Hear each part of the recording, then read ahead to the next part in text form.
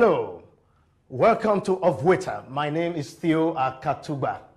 Born in Lagos, a Delta State indigene, sojourned to the US, spent 9 years to establish a platform for comedy exposition, which he called the Night of 1,000 Laughs. Became a leading entertainment entrepreneur, currently involved in uniting Africa through the medium of entertainment, with the establishment of his companies in Kenya, Rwanda, Namibia, Ghana, and Nigeria. My guest today on the program believes that his philosophy is give and take, fairness, and that governments in Nigeria are making a giant stride to touch everyone. Upper William is my guest on OVUETA today.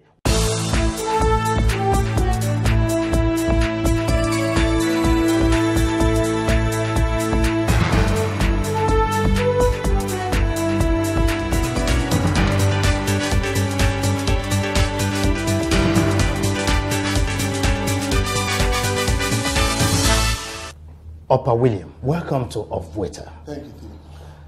What do you think about the proliferation of comedy and comedy shows in Nigeria?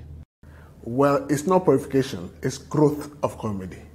You know, things starts, it's like a garden, you plant one and it bears fruit and things drop and they start growing. So it's not proliferation. Proliferation sounds a bit negative. The increase, the emergence of certain growth of comedy, you might say, yes. But you announced recently that you've come to the end of Night of 1,000 Laughs. Not come to the end. Why did you make that announcement? Well, you're 19 years going, next year will be my 20th year. So if I grow something for 20 years, it's about time, you know, it's been established that it could be done, could be sustained. So I moved to something else. Who knows? Maybe I'll grow a bigger brand, a bigger entertainment brand. You know, I've grown comedy in Nigeria, in Africa, as it were, because Nigeria is leading in comedy. But we grew it, we brewed it, and now Africa and the world is taking it over. So if we decide now to say, okay, 20 years, thank you very much, Mr. Comedy, let's go to Mr. Dance, or let's go to Mr. Swing, you know. But some people thought that Upper is running away from the competition he created. The heat is getting too much. No, that's micro. I mean, my mind is not macro. You know, I mean, my mind is not a micro mind. You understand? I don't come from a myopic, how would I call it? A myopic setting. No, I set it. Someone probably just say, yes, Upper ran away from Nollywood. But we also started Nollywood, and you know, we moved to something else. It's the mind. When you have a mind that has a larger vision of its coast. I don't want to be a local champion. I want to move from one end to another. Yeah, moving. Some people thought that you said you've come to the end and they still see 2 editions of Night of 1,000 Laughs after that. Which means, did you return? Did you rethink? No. I said I'm going to quit when I'm 20.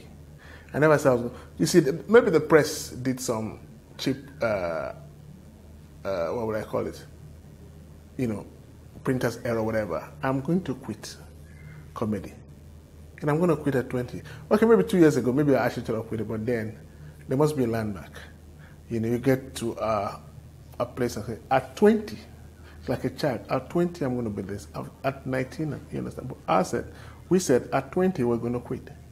So will you bring Night of 1,000 Laughs to a close? Will you draw the curtains? Yes, for Night of 1,000 Laughs, yes. That will be the end of the beginning. In Nigeria, or you making wave in other parts of Africa? We're making, yes. With that same show, and they have just barely begun. Yes. You want to draw the curtain in Kenya? No, I mean, if we close in Nigeria, we'll probably close in Nigeria. We'll go and build comedy everywhere else. Right now, what we're doing, we're building comedy in Kenya, we're building comedy in Uganda, we're building comedy in Ghana, we're also building comedy in Zimbabwe and Namibia and South Africa. So, but we're going with the leading brand, Night of 1,000 Laughs. But that doesn't mean that we're not building comedy. So we're not quitting. But here, we say, okay, fine. Let's leave this now. Let's build others.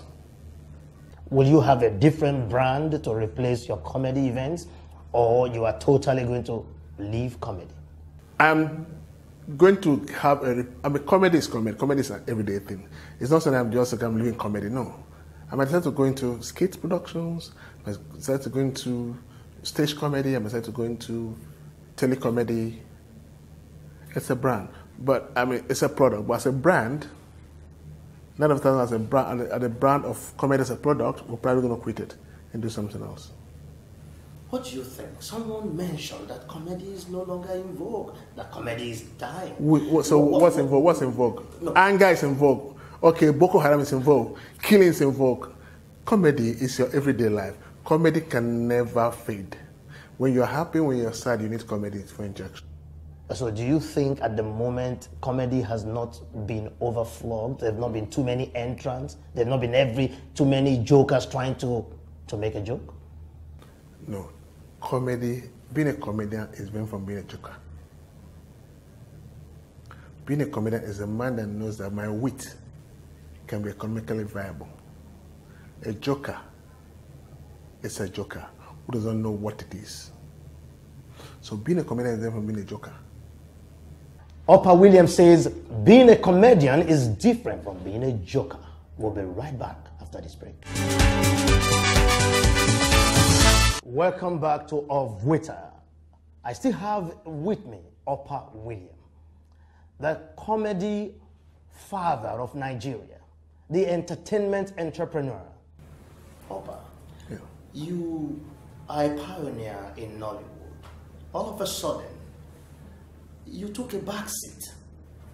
And all of Nollywood speculated that Opa has left the kitchen again when the heat is on. Yeah, okay, fine. When you say a man has left, you must understand this. I don't know if you know the history of the man with his cutlass. It's called one man, one machete. Okay, what do you do with your machete? You can use your machete to clear the ground. You can use your machete to climb the tree. You can use your machete to kill the animal. You can even use your machete to stab your back. You can use it to, you know, there's so many things you can do with machete. So I'm doing a whole lot of things with my brain. Okay, so the last time I did a movie 2 years ago, maybe I'm not commercially seen, you know, but then again, I don't just do movies for I'm still into it. I'm a member of AMP, I'm a member of Writers Guild, I'm a member of Directors Guild of Nigeria. You know, so I have not quit Nollywood. It's just that you don't just wake up and do movies for the fun of doing movies. If you go back to my archives, I'm sure there are some couple of movies you probably go and say, oh wow, these were the days. So I don't want to come up and just do movies because I'm broke. I'm not broke. Even if I'm broke, I don't think I'm going to do movies for the fun of doing movies. There must be something. There must be a passion. There must be a message. There must be a story. Yeah, for the fun of doing movies. Yeah. People think that you're too critically a commercial mind and that you enjoy things only when they make money. No, I enjoy things when things are meaningful to me. I enjoy things when things are meaningful to the people, the recipients of what I do. I don't enjoy things when they're commercial. I don't go, first of all, my passion is not commerce. My passion is people. You're a member of AMP? Yes. A member of Relevant Guild? Yes. Oh, what do you think about the state of Nollywood, its gifts and its interrelations with themselves and even the larger family of practitioners? Well, you see, Nollywood is a side mirror of the society in Nigeria. What I mean, it's self-explanatory. Whatever happens in the guilds in Nollywood is a simple reflection of what society we're in. And don't forget that Nollywood was not, nobody woke up and said, this is Nollywood by act of 1972 or, you know, promulgation of any law. No. It started by itself. You understand? People with desire to make a difference. Nobody called it Nollywood. We just woke up, and it's an American professor actually that gave the name Nollywood. You understand? So it didn't start with set rules and regulations. So it's like you find yourself starting something, and without rules, and in between you're trying to put the rules. Of course, people say no. People are about to changes. So the guilds are trying their best to make sure this boat is not rocked, it's stable.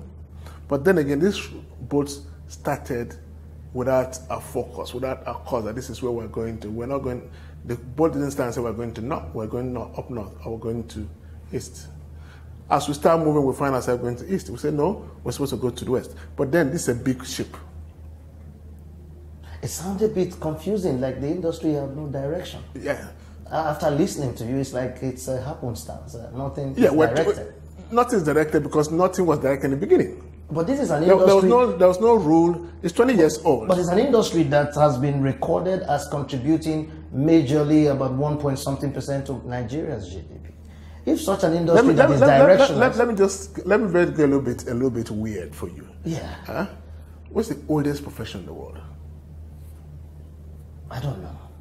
The oldest profession in the world is prostitution. Does it have a direction?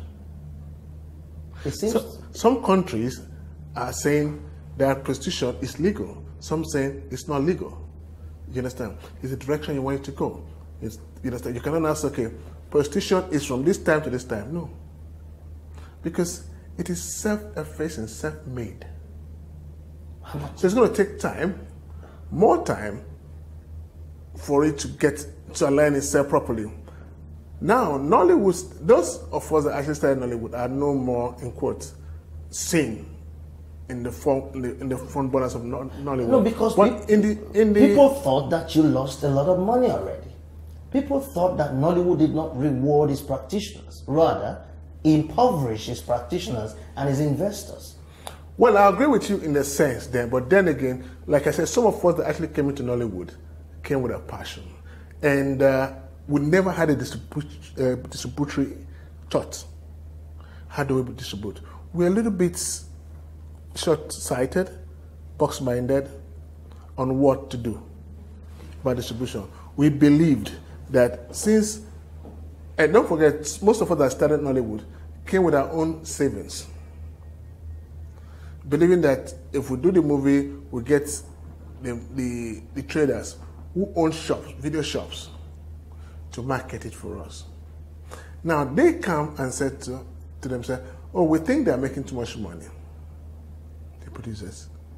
So what happened? It became an invasion of traders, not distributors, traders. These guys that had one or two shops here and there.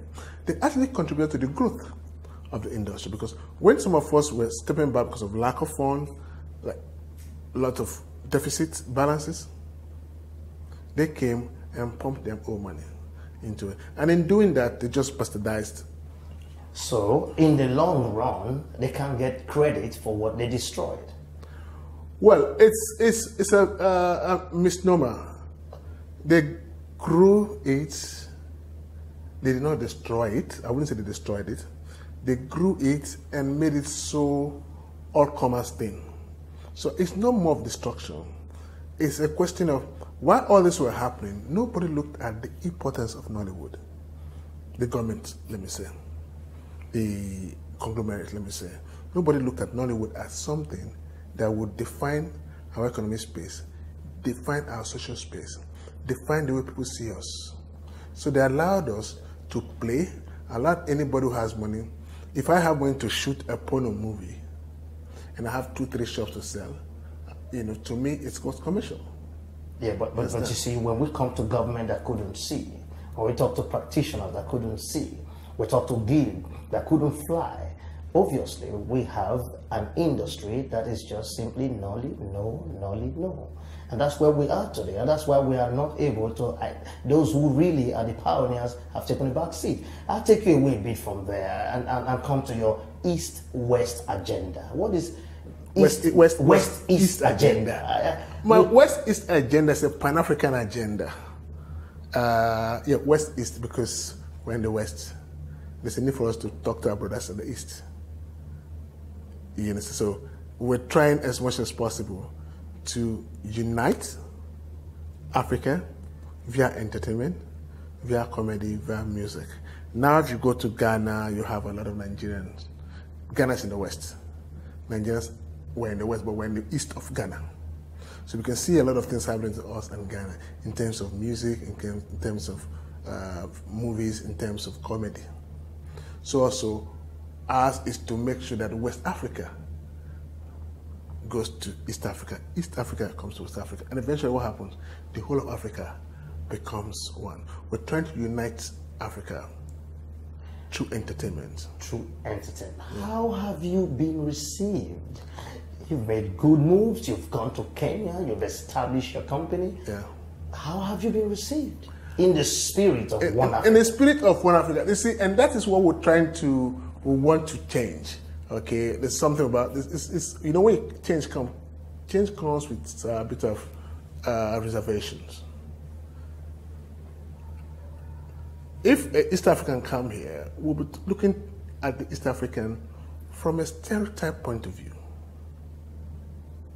If a West African goes over there, they're looking at us from a stereotype point of view. So yes, I was in Kenya. I have good friends, I have family in Kenya. I don't call them my friends, I call them my family. They received me, but also at the beginning they probably have some issues about West African. But as we go along, as we talk, we find our limitations, we find a little bit of misunderstanding, and we blend them together. Okay, it's like the song that says, "Landlord, travel and see." If you don't travel, one of the things that actually unite people is the ability to interact.